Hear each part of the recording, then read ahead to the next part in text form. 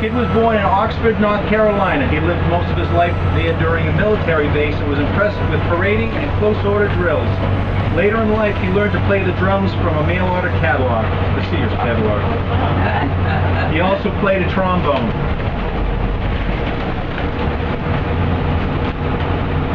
Let's see, Skid and his wife moved to Mattapoisett in 1899. His barber shop was in 3 different locations before he finally settled in the shop located on Main Street, which is Jody's barber shop today. For every parade, Skid wore a tall red, white, and blue hat and waved an American flag. He would beat his drum up and down the streets of Mattapoisett. That sound brought out the kids to call him like the Pied Piper as he marched through the streets. Second house. Second number? No. It's number 5. It's after this one. Not the John. Nope. We can stop right here for a minute. It's this one right here on the right. On the right? On the left. I mean on the left. All right, your left. Right, the right. Your left. The other left. Halloween was also another special time for him because he would have a parade where all the children would follow him through town, again like the Pied Piper. He raised so much money for the American Legion, and in gratitude they gave him a beefsteak dinner at a time when beefsteak was as rare as wood violets were in January. Upon receiving the American Legion Citizenship Award and medal, he stood up, took a bow, and in his best voice rendered "Old Black Joe." Skid's accomplishments in this town are too numerous to mention. However, if you go to the Historical Society, you can find out more information about the black man who so beloved his townspeople. In 1954, he died, and at age 75, he was buried in Pine Island Cemetery, which will show you that. Along this road, I believe we passed him now, is number 13, where Reverend Eric Peacock lived, and also the summer home of Mr. and Mrs. George Harrington. At number 18. Every day, Mr. Harrington, who was a banker from Rhode Island, dressed in a suit and necktie, walked into town for his morning paper. He always wore a pair of white gloves and he carried a cane. Pine Island Road is also where many of the Dexter families lived. It was also called Dextertown at one time. 2 of the Dexter sisters who had first names that were unusual were Virtue and Azuba. And you know, Bob, I Yes. remember Skidmore because I was in grammar school at center school. Yeah. And he led our bicycle field day parade. Really? Yeah. And we were just so impressed because he had that big wheel and Yeah. the little wheels in the back, and he was all dressed. They say and it was really the quite the biggest character. thing every Yeah. May to have bicycle field day. They say a big part of this town died when Oh, he I passed. know. It was Yeah. incredible. Yeah. It was very, very nice. Joseph Hill, known as Josie. He was well known in the Quaker circles, and on Halloween he gave out popcorn and pomegranates. Matter of fact, we had one of the ladies in our last tour who got the pomegranates and agreed they were very sour pomegranates. Also directly ahead is the house, or the home, or was the home of Dorothy Fox. For 30 years she was the town librarian. She was known to all who entered as Fox. Father was a doctor. All set. Okay. Hey, this road's going to take us to the Cedars and finally to Crescent Beach. The Henshaws lived just off this road. Valentine, known as Val, and his wife Leona had a fish market here and a small takeout located directly on the town wharf. It's going to be a bit down the road, but as we pass the Cedars on the right, with a small colony of summer homes, there is a curve where Prospect Road becomes Angelica, and known at one time as Angelico Road. And as we come up here on number 57, and it's a bit yet to come up, Carol Chase, who actually put this, she came from Crescent Beach and put this together for her. That's where she was born and raised. So again, as we A great source of history. yeah, The White House up here with the blue shutters on the left-hand side.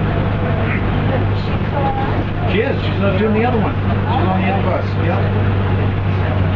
She's raised in this house right here. It's a wonderful lady. I know Chip Chase is her son. I think Chip Chase is the scene is on Chip Chase is one of her sons. One of her. Yeah, right.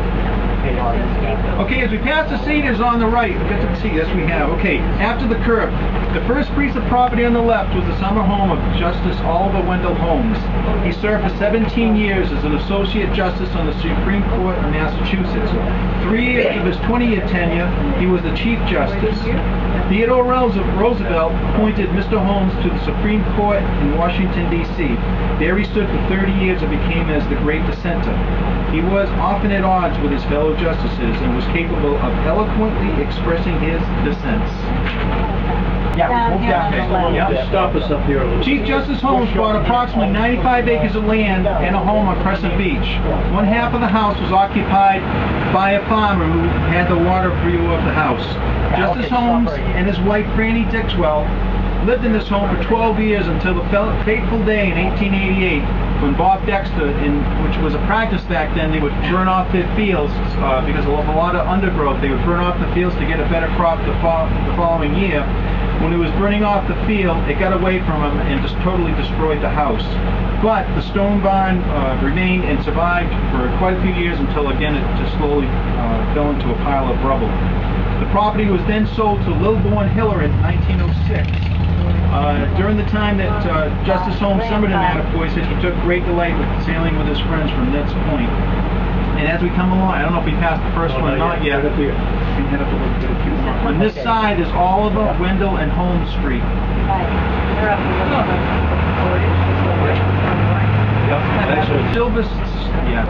Silver Shell and Beach Street.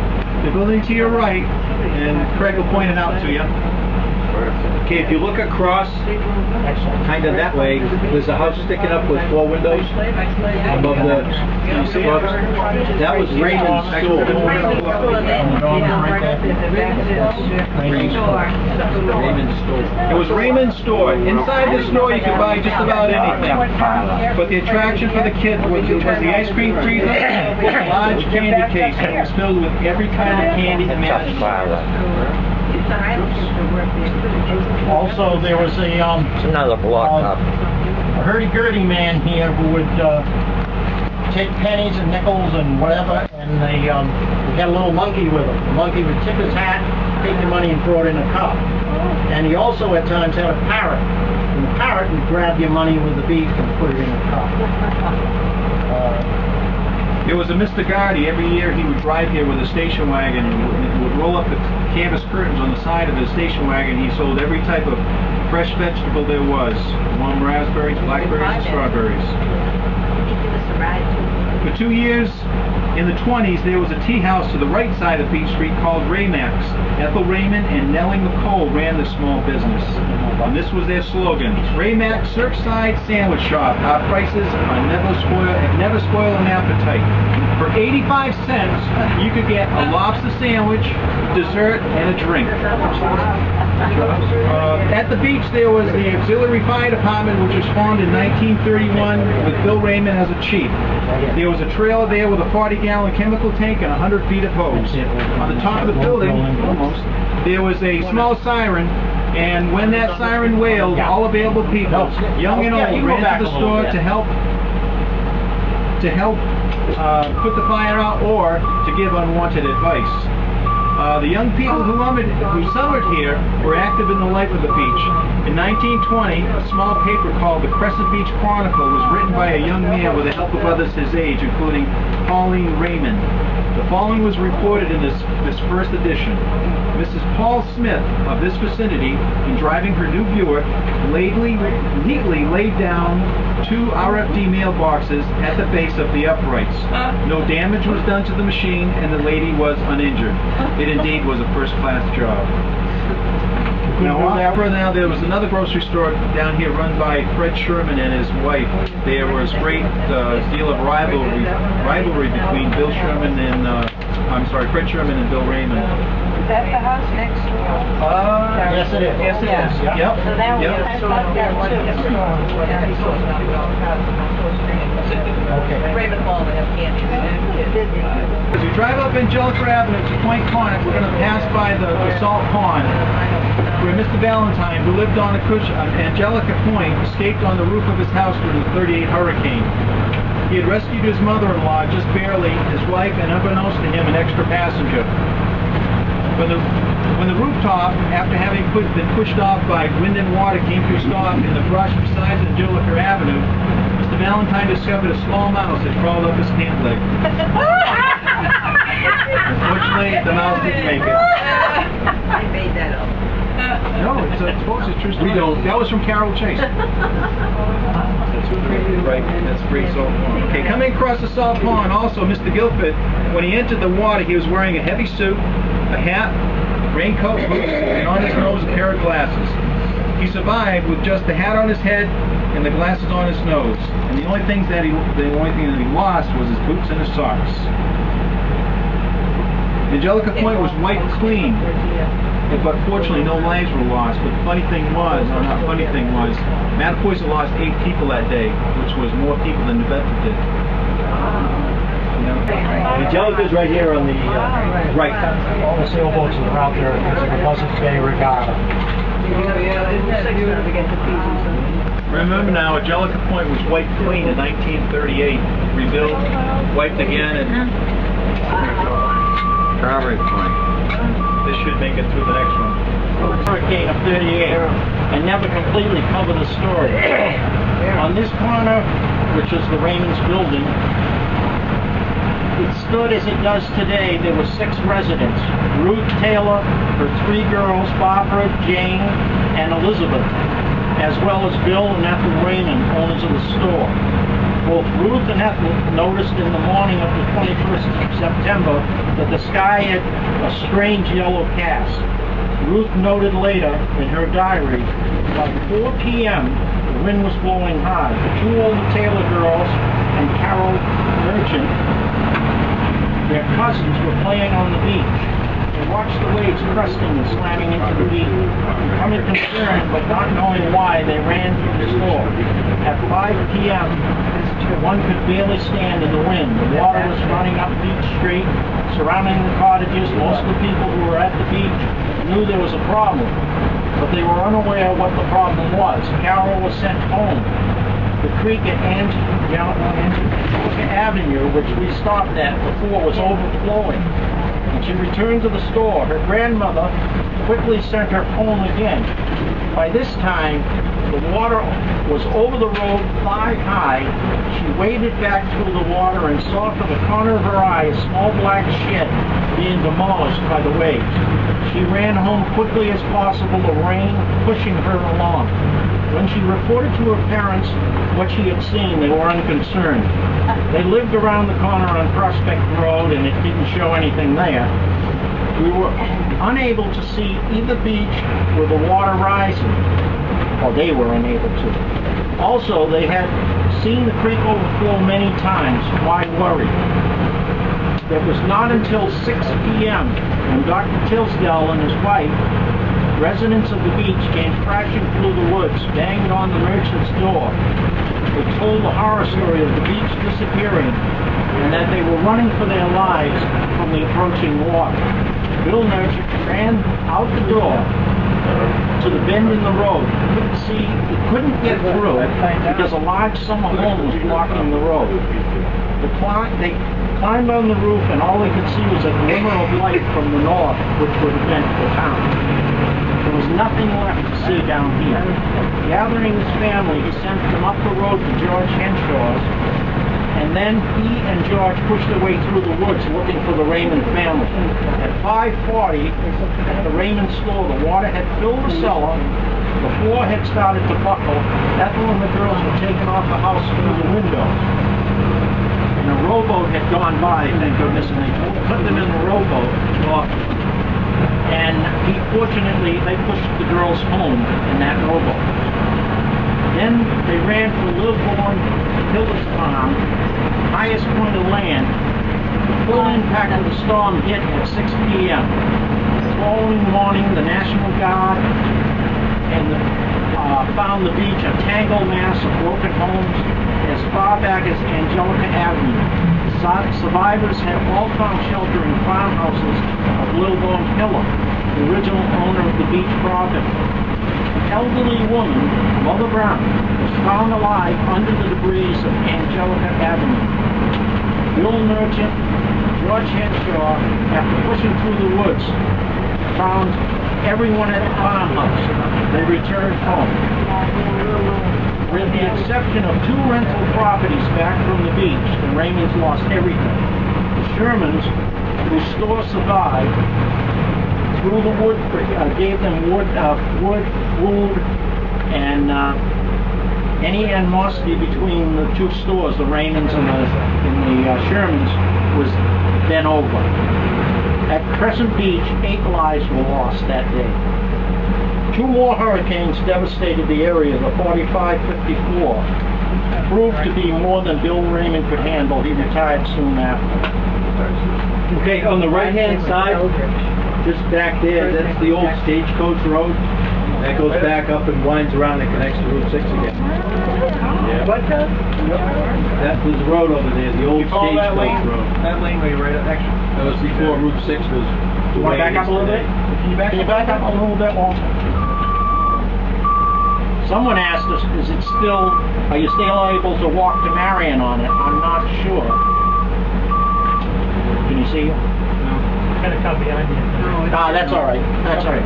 But that's the road anyway. You'll see a little dirt path going on. So how far does it go? Well, one time it went right to Marion. It actually goes on to Onset and Plymouth. Really? Yeah. I think it connected back to where Route 6 is today. But that was the line going. Are you allowed to walk there? Now it's a stagecoach. Yep. But the trolley didn't go. No, the trolley. Oh, good. Maybe we'll show it to you. The trolley went up. Can you see it right there? Stone base. Yeah. That's the old Stagecoach Road. I'm not sure. Did the trolley go up Church Street? I think so. Okay. Can you take a car up there? I don't. Probably for a little way, but I don't know if you could get very far on And it. then you might have trouble turning around. I think it's private property up there. Oh, all right. Okay, now up here on the left-hand side, you get up around the corner a little bit, there used to be a store there, and it was run by town resident, now Beverly Farwell's grandfather, William Dexter. Originally the store was in the front room of the house, and then he built a little building next door and moved the store. Right here, this house right here. This house right here. And then the store was just here. Yeah, Right here. I don't know if it's there. Oh, that's this big Gulf building. Never heard of it? American Legion Hall. We found that over here. There you The go. hard way. Okay, we're going to turn on to Church Street. It was aptly named because there were 4 churches along the street. The Christian Church, which was once the Baptist Church, is now the Historical Society. The Goodspeed Memorial, which is next door to the old Universalist Church, which is now the Universalist Church, faces Barstow Street. and that's a apartment house now, and the Congregational Church. Also the Catholic Church faced Barstow, but was renovated years ago, and now faces Hammond's. Corner of Mechanic on the south side.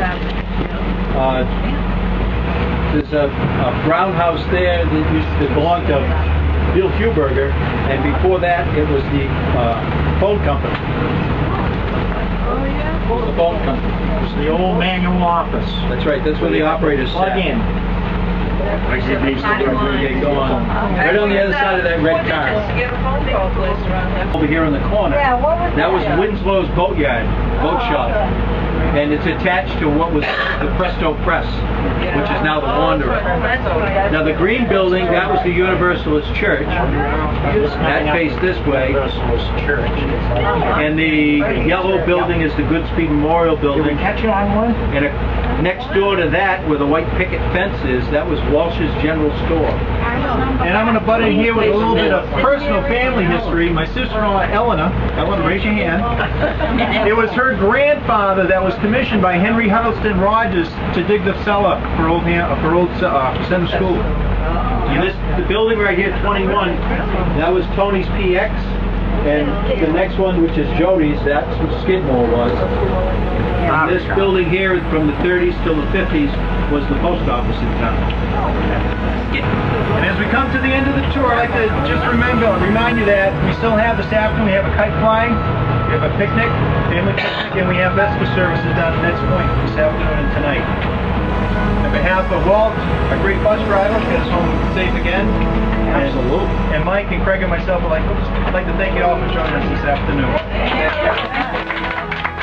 Any questions, you take us, Walter? Any questions?